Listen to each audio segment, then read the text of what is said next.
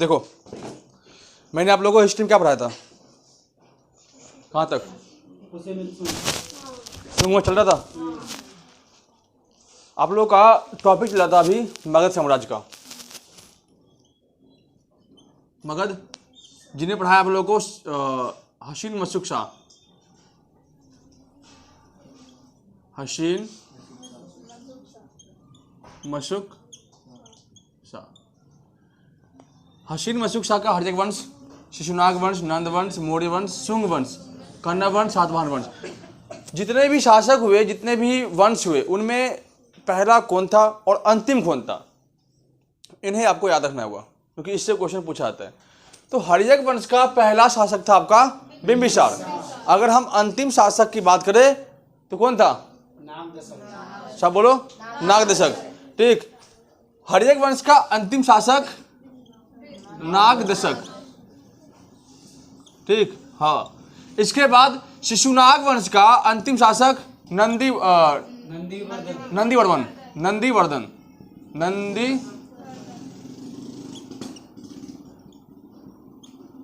ये नंदीवर्धन जैन धर्म वाला नहीं, ये नंदीवर्धन शासक था।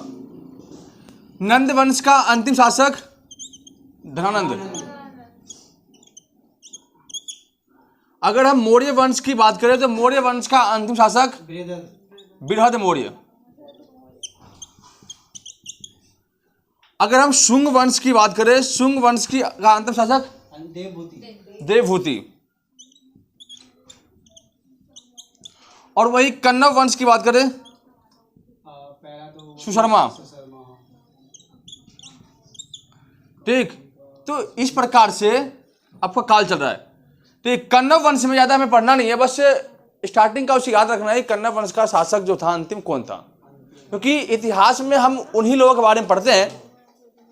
इतिहास में हम उन्हीं लोगों के बारे में पढ़ते हैं जो जिन्होंने अच्छा काम किया है। अब हम अगर सभी के बारे में पढ़ने लगे तो शायद इस इतिहास खत्म ही नहीं होगा कभी। तो कन्नव वंश को हम इसलिए नहीं पढ़ते क्योंकि इसके शासनकाल में कोई कुछ नया ऐसा कुछ हुआ नहीं था, इसलिए हम कन्नव वंश को छोड़ देते हैं। कन्नव वंश का याद रखना है सुशर्मा इसका अंतिम शासक था। इसके बाद अगर हम बात करें सातवाहन का, सातवाहन का आपका अंतिम शासक YSS यज्ञश्री सातकर्णी। YSS अर्थात यज्ञश्री सातकर्णी इसका अंतिम शासक था। अब हम पढ़ते हैं कि जो हर्यक वंश था, इसमें हर्यक से लेकर के सातवाहन तक इनमें एक चीज कॉमन देखने को मिली है कि सबके मंत्री ने एक दूसरे को मार दिया है, सभी मंत्रियों ने। तो बेसिकली आज का टॉपिक हमारा होगा सातवाहन से। लेकिन आपका शुंग वंश में एक छूट गया था, एक यात्री आया था। ठीक, मैं बता दूं आपको कि कनिष्क के बाद बहुत सारे राजा आए थे। ठीक, भातृदेव के नाम से एक राजा था, उसके शासनकाल में एक आया था यात्री, विदेशी यात्री आया था जिसका नाम था हेलियोडोटस।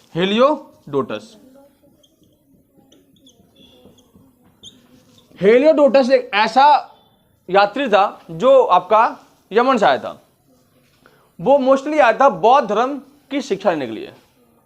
ठीक, लेकिन उसे शिक्षा किसकी मिल गई? भागवत की, गीता की। जब उन्होंने गीता पढ़ा तो उन्हें विष्णु भगवान के बारे में काफी अच्छी जानकारी मिली। ठीक, उन्होंने क्या, आप पता होगा आपको विष्णु भगवान की सवारी क्या होती है? विष्णु भगवान की सवारी क्या है? गरुड़। हाँ, गरुड़ है विष्णु भगवान की सवारी। तो उसने भागवत को पढ़ने के बाद हेलियोडोटस ने क्या किया, बौद्ध धर्म के बारे में भूल गया और यहाँ पर उन्होंने गीता पढ़ने के बाद, भागवत पढ़ने के बाद उन्होंने विष्णु भगवान के लिए एक अभिलेख बनवाए और उस अभिलेख के ऊपर गरुड़ का वो बना दिया चित्र। ये आपका MP में गरुड़ अभिलेख। ठीक, तो कहां पे आपका? MP में। किसने बनवाया? हेलियोडोटस। सबसे बड़ा स्तूप कौन सा है? सबसे बड़ा स्तूप सांची के स्तूप कहां पे है? MP में। सबसे ऊंचाई पर स्थित जो स्तूप है वो कौन सा है? शांति के स्तूप। ठीक, पहाड़ पे स्थित है बिहार में। ठीक है, इसके बाद हर्यक वंश के बारे में चल गया पता आपको, शिशुनाग वंश के बारे में, नंद वंश के बारे में, मौर्य वंश के बारे में, शुंग वंश के बारे में चल गया पता। ठीक, शुंग वंश के काल में आपका अग्निमित्र आया था, पुष्यमित्र शुंग आया था। अग्निमित्र को किससे फंस गया था? तो मालविका से। कालिदास ने उसके बारे में बुक लिखी थी, मालविका अग्निमित्र। कई बार बुक से क्वेश्चन पूछते हैं कि what the writer of Malavika Agnimitra. ठीक, मालविका अग्निमित्र के ऑथर या राइटर कौन है? तो आपका कालिदास। ठीक, इस तरह से महाभाष्य की रचना। ठीक, इसके अलावा आपका जितने भी अश्वमेध यज्ञ हुए थे, अश्वमेध यज्ञ किसके टाइम में हुआ था? पतंजलि ऋषि थे। ठीक, अष्टाध्यायी की रचना किसने की थी? ठीक, तो इनके बारे में पढ़ते हुए हम आगे बढ़ते हैं सातवाहन के बारे में।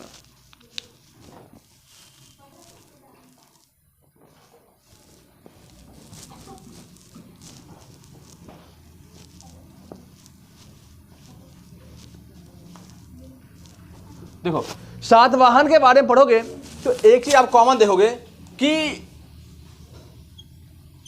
मगध की राजधानी जो पहले थी, जो मगध था पहले, उसकी राजधानी पहले कहां थी? पाटलिपुत्र में, यहां पर थी। ठीक, फिर आया यहां पे, फिर कहां पे आ गया? तो जब तक आपका देखो कितने वंश थे? हसीन, मशुक्सा।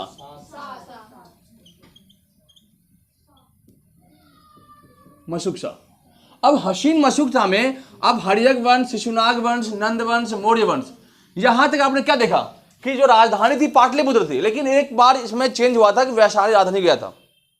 ठीक, लेकिन काला अशोक ने इसे चेंज करके फिर पाटलिपुत्र ले आया था।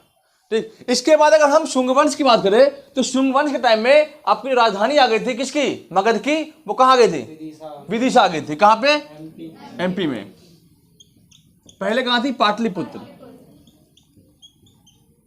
अब इसके बाद जैसे ही कन्नव वंश का अंत होता है और सातवाहन आता है तो राजधानी अपने आप शिफ्ट हो जाता है। कहां पे? आपका महाराष्ट्र में एक जगह है प्रतिष्ठान। ठीक है, औरंगाबाद जिला। हाँ, प्रतिष्ठान जो है इनकी राजधानी हो जाती है। ठीक, कोई दिक्कत नहीं ना?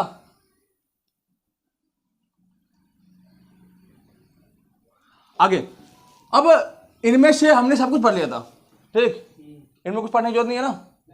यही पढ़ लिया था आपका, यही पढ़ लिया था। अब हम पढ़ते हैं सातवाहन साम्राज्य।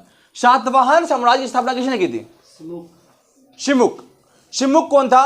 तो सुशर्मा का सेनापति था। उसने सुशर्मा की हत्या कर दी। अब बताया आपको कि हर्यक वंश के अंतिम शासक नागदशक किसने मारा था? उसके बेटे ने, वो नागदशक उसका सेनापति मारा, शिशुनागपाल ने।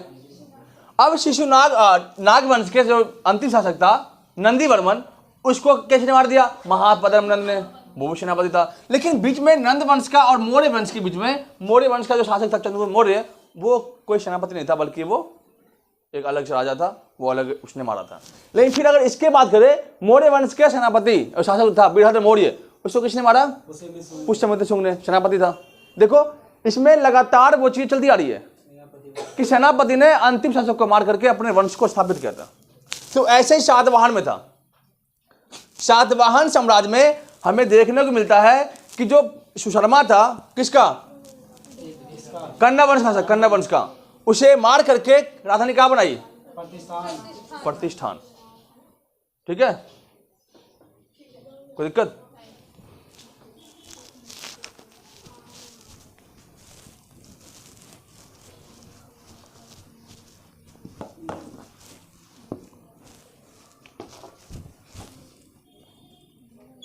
तो ये हो गया आपका सातवाहन साम्राज्य। सातवाहनों ने अपना साम्राज्य विस्तार किया था वो गोदावरी और कृष्णा के बीच में।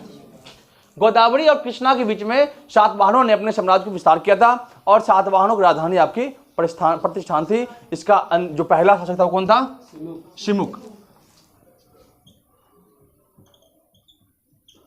शिमुक था। ठीक है, इसका जो दूसरा शासक था वो कौन था? हाल था। दूसरा शासक इसका हाल था, सबसे योग्य शासक था, पढ़ा लिखा था, अच्छा था, मतलब युद्ध नहीं करता लेकिन वो योग्य था। योग्य मतलब एक शासक ऐसा जो पढ़ा लिखा हो, समझदार हो। तो इसका शासक दूसरा कौन सा था? हाल के बाद और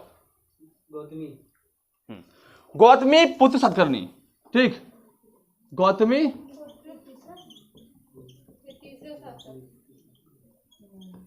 ठीक है।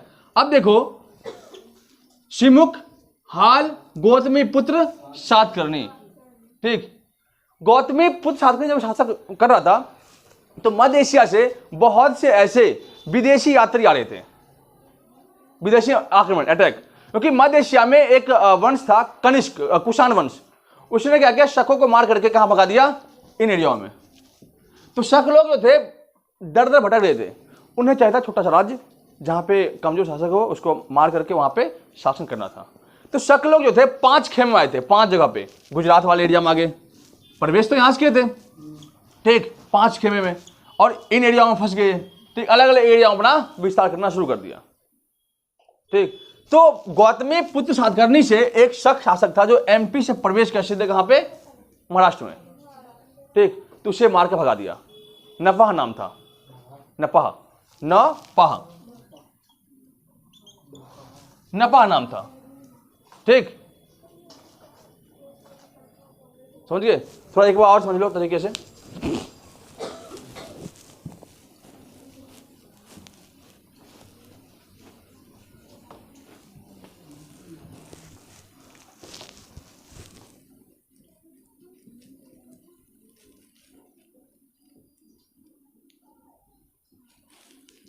देखो, विदेशी अटैक के बारे में समझो। पहले हम देखते हैं कि नंदवंश और मौर्य वंश के बीच 2 अटैक हुए थे, और दोनों कहां का अटैक था, यूनान का। एक अटैक था आपका सिकंदर का, और एक अटैक सेल्यूकस का। क्या दोनों को हरा दिया, पराजित कर दिया, कोई दिक्कत? इसके बाद शुंग वंश में एक शासक वो आता है, अटैक आता है, मिनाना तो आता है, लेकिन वो कहाँ का था, यूनान का। इंडो ग्रीक जैसे कहते हैं। ठीक, इंडो यूनानी, हिंद यूनानी कहते हैं। आपका अटैक हुआ था हिंद यूनानी का। इसके बाद कौन आता है, शक। ठीक, IS, फिर आता है आपका पल्लव, P और C, ISPC, ये वंश का नाम है। I मतलब हिंद यूनानी, S मतलब शक शासन, P मतलब पल्लव, और C मतलब कुषाण। ठीक, क्या लिख दो यहाँ पे, या C लिख दो, कुषाण, ISPK। ठीक, हिंद यूनानी, शक, पल्लव और कुषाण। अब देखो कितने अटैक हुए थे, सिकंदर, सेल्यूकस, क्योंकि स्थिर तो था नहीं, तो ऐसे अटैक होना शुरू हो गया। और सबकी जो आने की दिशा थी वो बिल्कुल सेम, यहां से इन एरिया में इधर से घुसना। ठीक है, इसी एरिया से प्रवेश करते थे, फिर भारत पर अपना आक्रमण करना शुरू करते थे। ठीक है, तो जब आपका सातवाहन वंश का शासन था इन एरियाओं में, तो यहां पे अटैक हुआ था एक एमपी से, जिसका नाम था शक शासन, जिसका शासक था कौन, नपह शक था। ठीक, उससे हरा करके भेज दिया। ठीक, तो सीक्वेंस में आप याद रखना कि सातवाहन वंश में, वंश का मतलब डायनेस्टी होता है। ठीक है, जितने भी आप इंग्लिश मीडियम पढ़ते हो उसको ध्यान रखना, वंश का मतलब डायनेस्टी। सातवाहन वंश की अगर बात करें तो सातवाहन वंश का पहला शासक आपका था शिमुख। इसके टाइम में कोई भी विदेशी अटैक नहीं हुआ था, राजधानी प्रतिष्ठान। फिर अगर दूसरी बात करें, शासक हाल, सबसे योग्य शासक। अच्छा, ठीक, इसके बाद सबसे प्रतापी राजा गौतमी पुत्र सातकर्णी, GPS। इसके अंदर GPS सेटिंग था, इसके अंदर GPS लगा हुआ था, इसलिए नपा को मार के भगा दिया यहां से। ठीक, GPS, इतना बड़ा नंबर याद कौन करेगा, गौतमी पुत्र सातकर्णी, सिंपल था GPS, गौतमी पुत्र सातकर्णी। इसके बाद आया BPS, ठीक, वशिष्ठ पुत्र सातकर्णी। ठीक, इसके बाद आया YSS, यज्ञश्री सातकर्णी। ये इसके अंतिम शासक हुए, यज्ञश्री सातकर्णी। अब BPS के टाइम में एक फिर से शक अटैक हुआ था।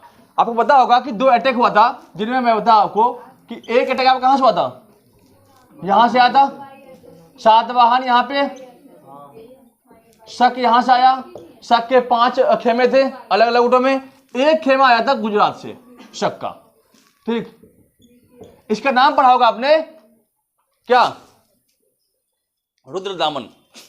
शक शासक रुद्रदामन नाम पढ़ा होगा, जिन्होंने बीपीएस के टाइम में क्या किया, अटैक किया था। ठीक, वशिष्ठ पुत्र सातकर्णी, क्या वशिष्ठ पुत्र सातकर्णी जीत गया, नहीं जीता, वो हार गया। ठीक, समझ गए। तो बीपीएस के टाइम में क्या हुआ, यह हार गया। और शक शासक रुद्रदामन के बारे में पढ़ा होगा, जिन्होंने एक अभिलेख था जूनागढ़ अभिलेख, उसकी मरम्मत करवाई थी। जूनागढ़ अभिलेख की मरम्मत किसने करवाई थी, रुद्रदामन फर्स्ट ने। ठीक है, तो हो गया ये।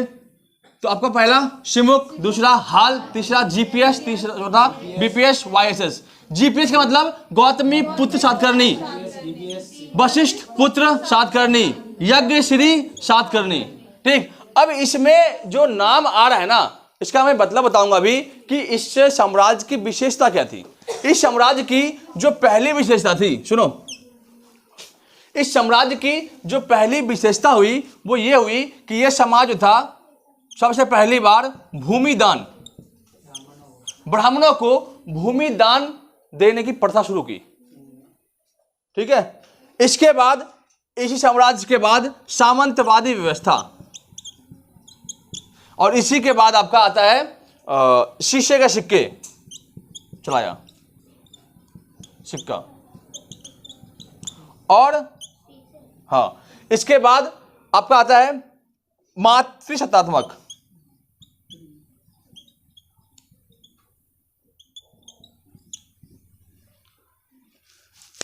अब सबके मीनिंग समझो। सातवाहन वंश के अंदर सबसे पहले भूमि दान की प्रथा शुरू हुई थी। ठीक, लेकिन अगर हम बात करें इस प्रथा को आगे बढ़ाया किसने, सबसे ज्यादा विकसित किसने किया,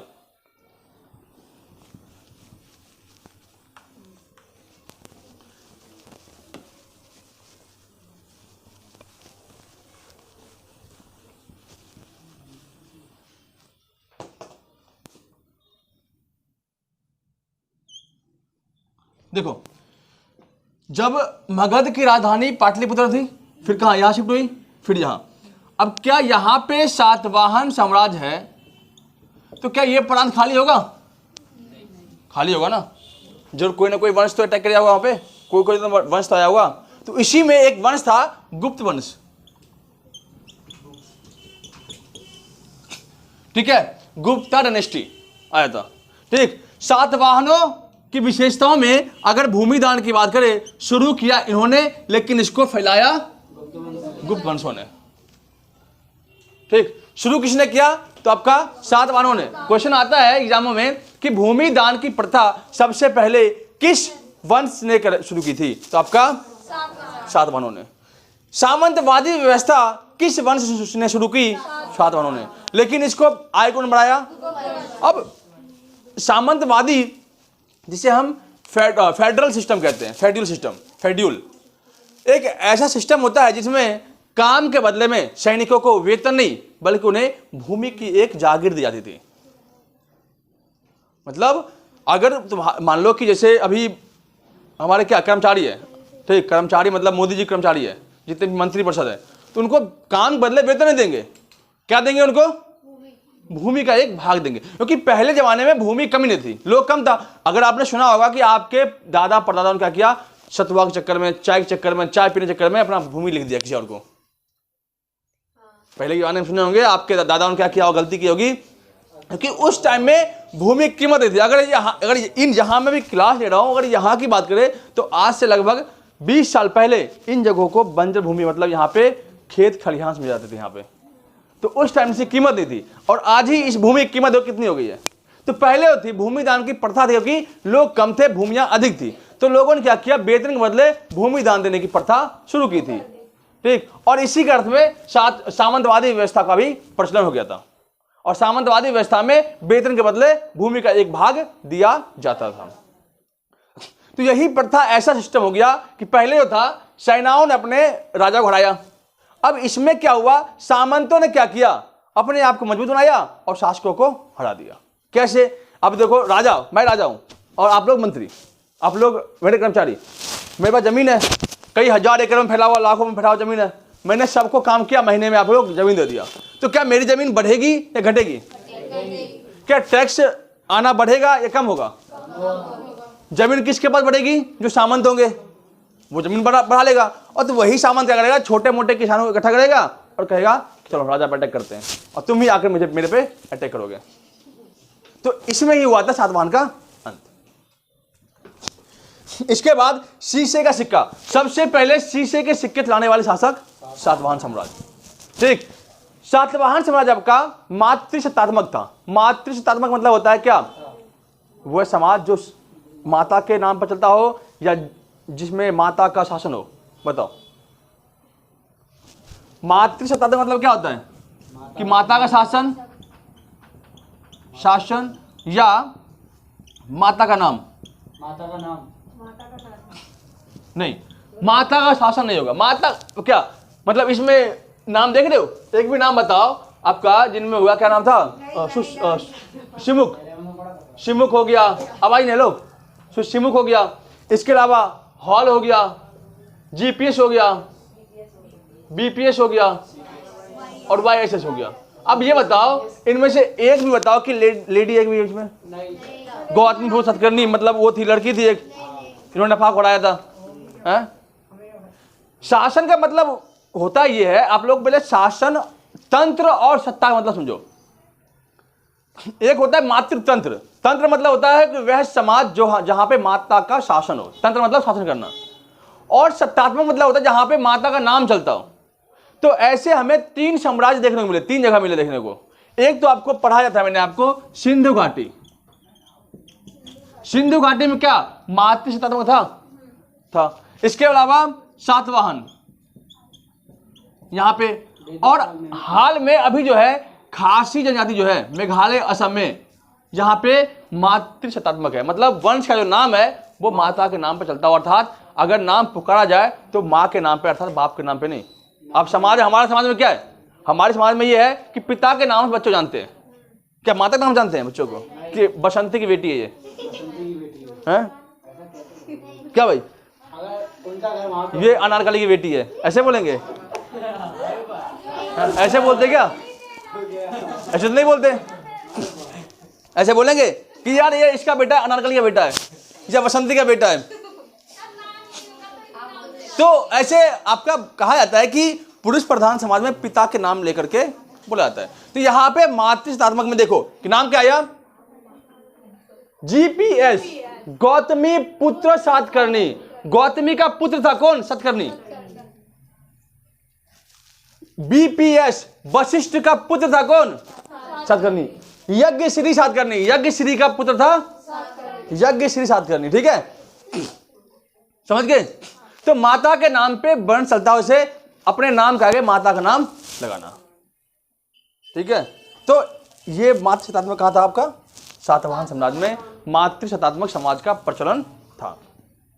ठीक, अब मैं पूरे सीक्वेंस में देखो आपको क्या क्या पढ़ाया आपको। हसीन मशुक शाह में, हसीन मशुक शाह, हरियक, शिशुनाग, नंद, मौर्य, शुंग, कन्नव और सातवाहन। क्या ये खत्म हो गया? खत्म। अब देखो कम से कम 25 से 26 क्लास आपको इसी में लग गया। हसीन मशुक शाह में हरियक वंश, शुंग वंश, शिशुनाग वंश, नंद वंश, एक मौर्य वंश आए ना। अब मुझे एक एक करेक्ट क्वेश्चन बताओ आप लोग।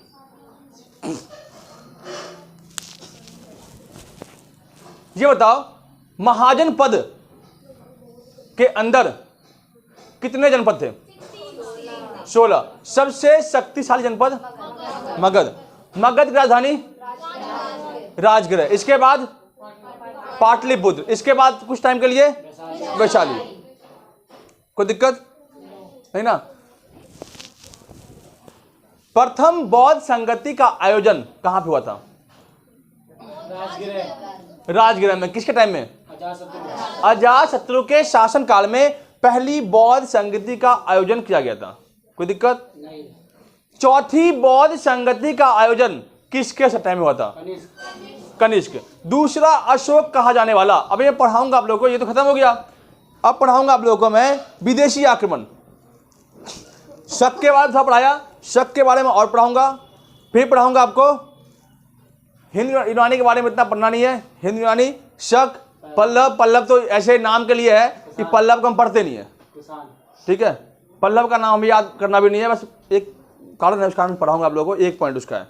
और आपका लास्ट कुषाण, जिनमें सबसे मेन होता है कुषाण, जिसका शासक होता है कनिष्क। कनिष्क ने बौद्ध धर्म को अपनाया, बौद्ध धर्म को फैलाया और कहाँ? कश्मीर के अंदर क्या किया? चौथी बौद्ध संगति का आयोजन श्रीनगर में कुंडलवन में आयोजित किया था। कुंडलवन कहाँ पे है? जम्मू कश्मीर में, ठीक है। हर्यक वंश से पहले एक और वंश था, उसका नाम विरहद वंश। उसका पहला शासक विरहद्रथ, ठीक। इसके बाद जरासंध आया था। हर्यक वंश का पहला शासक बिंबिसार, यही ना। इसके बाद देखो, सबके पास ये चीजें याद होनी चाहिए, क्योंकि इसको अगर याद रखोगे सीक्वेंस बाय में तो आपको ये मगध साम्राज्य में दिक्कत नहीं आएगी। अगर एक भी भूल गए तो आप सब कुछ भूल सकते हो।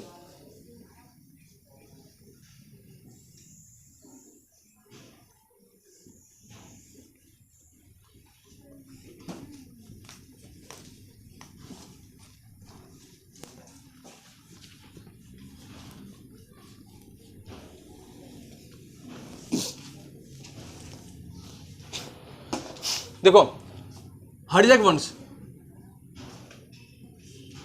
इसका पहला शासक कौन था? बिंबिसार। दूसरा, तीसरा, चौथा, देखो बिंबिसार से एक क्वेश्चन आपका बनता है क्या कि बिंबिसार किस धर्म को मानने वाला था? जैन। इसके बाद क्वेश्चन आता है कि बिंबिसार के टाइम में अवंती के शासक चंद्रप्रघोत को इलाज करने के लिए किसको भेजा गया था? जीवक कौन था? उसका राजवैद्य था और बेटा भी था, ठीक है। बिंबिसार की हत्या किसने की? इसके बेटे ने, अजातशत्रु ने। अजातशत्रु के बारे में एक विशेष बात, अजातशत्रु जो था वो पहली बौद्ध संगति का आयोजन कहाँ किया था? राजगृह में। अजातशत्रु किसने मारा? उदयीन ने, ठीक। उदयीन से एक क्वेश्चन बताओ, बताओ उदयीन का कोई विशेष काम?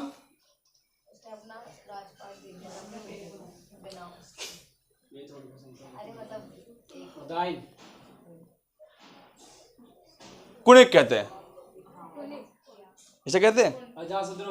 हाँ, देखो उदयीन से एक क्वेश्चन आपको याद रखना कि उदयीन को उसके बेटे नहीं बल्कि वो खुद ही मर गया था। हाँ, उदयीन से एक क्वेश्चन और, इसने राजगृह से राजधानी कहां लाया? पाटलिपुत्र। भूल गया जल्दी। इसके बाद नागदशक को किसने मारा? नागदशक को मारने वाला महापद्मनंद, शिशुनागपाल। शिशुनाग, हर्यक वंश के बाद आता है आपका शिशुनाग वंश। इसका पहला शासक नागपाल, दूसरा नागपाल ने अपनी राजधानी कहां लाई देता? वैशाली, ठीक है। पाटलिपुत्र की राजधानी कहां लाया? वैशाली। लेकिन कालाशोक ने क्या किया? राजधानी को वापस पाटलिपुत्र शिफ्ट कर दिया। क्यों कालाशोक ने वैशाली से राजधानी पाटलिपुत्र क्यों लाया? क्योंकि उसे पता था कि वैशाली एक सांस्कृतिक धरोहर है और यहां पे तरह तरह के लोग आते रहते हैं, तो वो अगर यहीं पर अगर राजधानी बन गया तो कोई भी गुप्तचर जो है यहां से गुप्त सूचनाएं दे देगा। इसीलिए उसने सांस्कृतिक राजधानी वैशाली रखा, जबकि अपनी मेन राजधानी उसने पाटलिपुत्र को शिफ्ट किया था। काला अशोक के बाद कौन आया? नंदी वर्धन। इसको किसने मारा? सेनापति कौन था? महापद्म नंद। महापद्म नंद क्या एकराट की उपाधि धारण की थी? ये किस वंश का था?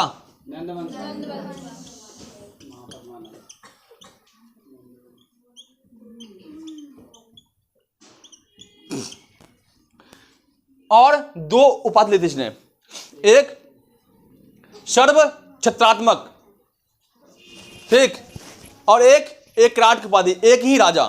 क्या इसने उड़ीसा को जीता था? नहीं जीता था, थोड़ा सा भाग, ठीक है। इसका बेटा घनानंद योग्य था या अय्याश राजा था? नशे में ये भांग खा के पड़ा रहता है ये, ठीक। नंद वंश का बात आपका मौर्य वंश। घनानंद को मारने वाला किसकी सहायता से? विष्णुगुप्त अर्थात चाणक्य की पुस्तक अर्थशास्त्र। कोई दिक्कत? अब चंद्रगुप्त के बाद आता शासक कौन सा? बिंदुसार। चंद्रगुप्त मौर्य के टाइम में पहली जैन संगति का आयोजन कहां पे हुआ था? बताओ। पाटलिपुत्र राजगृह। हाँ, पाटलिपुत्र में। हाँ। बिंदुसार के टाइम में क्या हुआ था? बिंदुसार किस धर्म को मानने वाला था? आजीवक संप्रदाय। और चंद्रगुप्त मौर्य जैन धर्म को, ठीक। लेकिन इसका बेटा अशोक बौद्ध धर्म को मानने वाला था। इसके बाद इसका बेटा कौन आया? कुणाल। और लास्ट में बृहद मौर्य। क्या यही शासन अंत हो गया? शासन का अंत होना यहीं से शुरू होता है, क्योंकि अशोक ने उपगुप्त के कहने पर क्या किया? बौद्ध धर्म अपना लिया था और अपने साम्राज्य का पतन करना शुरू कर दिया। कितने हो गए? हरिजन वंश, शिशुनाग वंश, नंद वंश, मौर्य वंश। इसके बाद आपका आता है कौन सा? शुंग वंश। शुंग वंश का शासक पुष्यमित्र शुंग।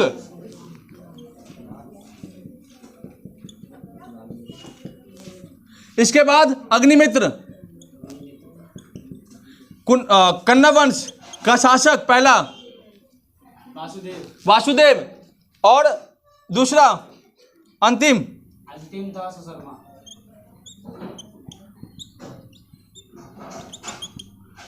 सातवाहन का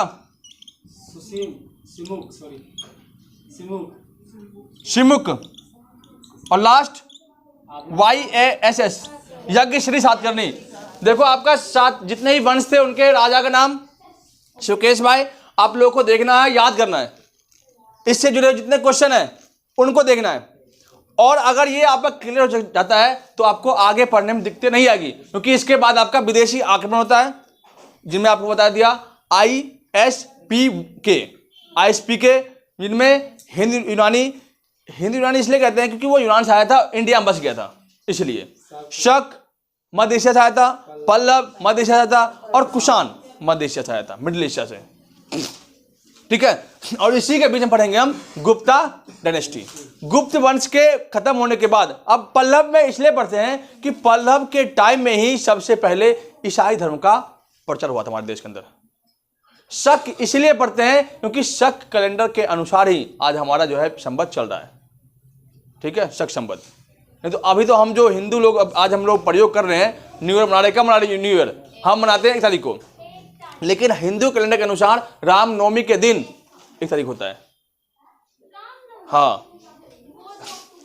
हाँ 1 दिन, अक्टूबर में नहीं आता, अभी आएगा अप्रैल में। इसके बाद अगर मुस्लिम धर्म की बात करें तो उनका आता है आपका मुहर्रम में। अब हमारे में क्या होता है कि हम जैसे ही आगे बढ़ते हैं ना, हमारा कैलेंडर शुरू होता है, तो रामनवमी कभी 5 तारीख हो गया, कभी 10 तारीख को, तो हम 11 दिन पहले आते हैं पीछे या आगे भाग जाते हैं, 11 दिन आगे चले जाएंगे। और 3 साल के बाद हिंदू कैलेंडर में क्या होता है, मले मास पड़ता है 3 महीने का, उसमें 11 दिन कवर करने के बाद हम पीछे आ जाते हैं, हमारा कैलेंडर फिर से वही स्टार्ट हो जाता है। कभी कभी देखोगे कि 3 साल के बाद वही सेम डेट पर आपका क्या आता है, रामनवमी आता है, ठीक है। लेकिन इस मुस्लिम धर्म में ऐसा नहीं होता। पहले मुस्लिम धर्म में मुहर्रम होता ठंड के महीने में, और आज आ गया गर्मी के महीने में मुहर्रम, ठीक। आज हम जो यूज कर रहे हैं वो ईसाई धर्म का यूज कर रहे हैं, जिस कारण से हमें प्रॉब्लम आ रही है, और हम न्यू ईयर को सेलिब्रेट करते हैं, इधर उधर की चीज़ों को सेलिब्रेट करते हैं, ठीक। आज शायद रोज डे है आप लोग के लिए, खुशी के फूल बांटो, ठीक है। गुप्ता डायनेस्टी के बाद आपका आएगा लास्ट आपका हर्षवर्धन, और इसके बाद खत्म, फिर आएगा आपका मध्य भाग, ठीक। संगम काल, संगम काल में आपका साउथ के बारे में पढ़ाऊंगा थोड़ा बहुत, खत्म, उसके में ज़्यादा है भी नहीं, 1-2 क्वेश्चन से पूछा आता है, और फिर खत्म हो गया। फिर आपका आएगा मध्यकालीन हिस्ट्री का, कौन सा, वासुदेव के बाद वो वासुदेव के बाद सुशर्मा,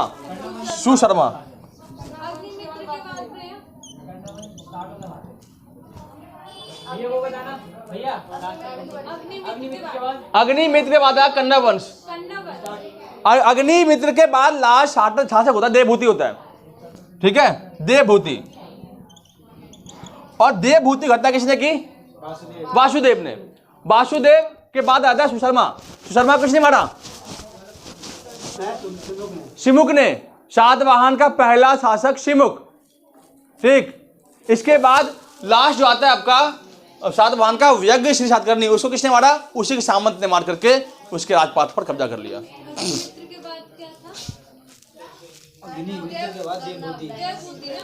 ठीक है, उसके बाद कर्ण वंश था। हाँ।